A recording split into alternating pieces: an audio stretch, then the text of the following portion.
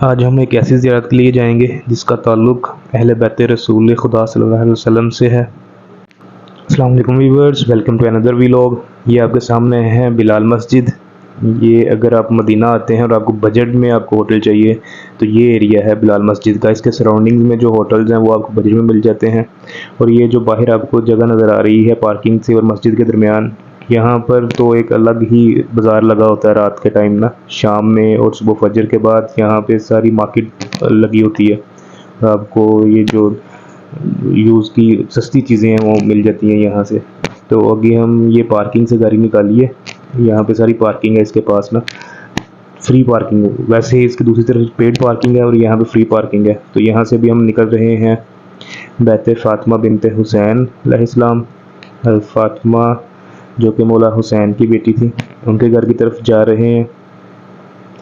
یہ بلال مسجد سے جو اشارہ ہے، اگر ہم یہاں سے سیدھا جاتے ہیں تو سیدھی مسجد نبوی آتی ہے، اور لیفٹ اگر ہم لیتے ہیں تو لیفٹ سے جا کے وہ راستہ ہے۔ تو یہ جو سامنے دو بلڈنگ کے درمیان میں روڈ جا رہا ہے یہ سیدھا حرم میں جاتا ہے۔ اب یہاں سے ہم لیفٹ لیں گے تو ہم جائیں گے بیت فاطمہ بنت حسین کی طرف۔ یہ ہم نے لیفٹ لے لیا، تو ابھی ہم جا رہے ہیں بیت فاطمہ بنت حسین۔ اور اس گھر کی جو ہسٹری ہے وہ آپ کو وہاں پر جا کے بھی بتاؤں گا کہ کیسے وہ یعنی کہ جو وہ گھر ہے وہاں پر شفٹ ہوا، اور مسجد نبوی کے قریب سے اہل بیت کیسے وہاں پر گئے اور وہاں پہ رہنا سٹارٹ کیا انہوں نے۔ تو انشاءاللہ وہاں پہنچتے ہیں۔ یہ ٹنل ختم ہوتے ہی ایک مسجد آئے گی، وہ مسجد ترک کے نام سے مشہور ہے، یعنی کہ جو خلافت عثمانیہ جو ترکی کی حکومت تھی جب حجاز پہ، تو وہاں پہ انہوں نے یہ ایک مدینہ میں ریلوے اسٹیشن بنایا تھا۔ تو وہ ریلوے اسٹیشن اور اس کے سامنے جو ہے وہ مسجد ہے، وہ بھی ایک پرانی مسجد ہے، خلافت عثمانیہ کے دور کی ہے وہ۔ تو وہ بھی یہ ٹنل سے نکلتے ہی رائٹ ٹرن لیں گے تو سامنے وہ آ جائے گی۔ اس کی ایک علیحدہ سے ویڈیو میں نے بنائی ہوئی ہے، وہ بھی انشاءاللہ جلدی آ جائے گی۔ تو اس ویڈیو کو بھی دیکھیے گا، لائک اور شیئر کریے گا، اور کائنڈلی اس ویڈیو کو بھی لائک اور شیئر کر دیں اور چینل کو سبسکرائب کر دیں۔ Thank you. یہ ہے جی مسجد ترک، اور یہ سامنے ریلوے اسٹیشن تھا جو ابھی انہوں نے، جو سعودی گورنمنٹ ہے اس نے اس کو ایز اے میوزیم سیو کیا ہوا ہے۔ ابھی ہم یہاں سے نکلے ہیں بیت فاطمہ بنت حسین کی طرف، اور یہ سامنے وہ جگہ ہے جس کا میں آپ کو بتا رہا تھا، بیت فاطمہ بنت الحسین۔ یہ اس کے سراؤنڈنگ میں تھوڑی سی پارکنگ ہے، پارکنگ سے ہم گاڑی لگا کے اترے ہیں، اور بھی زائرین آئے ہوئے ہیں۔ ایسے ہی جو زائرین آتے ہیں وہ پوچھتے پوچھتے آ جاتے ہیں۔ اور یہ ہے وہ پیچھے جو ہے وہ گھر ہے، اور یہ جو اگلی سائڈ پہ چھوٹا سا یہ ہے کنواں، اس کو امام سجاد کے کنویں سے یاد کیا جاتا ہے، میرے امام سجاد بھی اسے کہتے ہیں۔ یہ کنواں ہے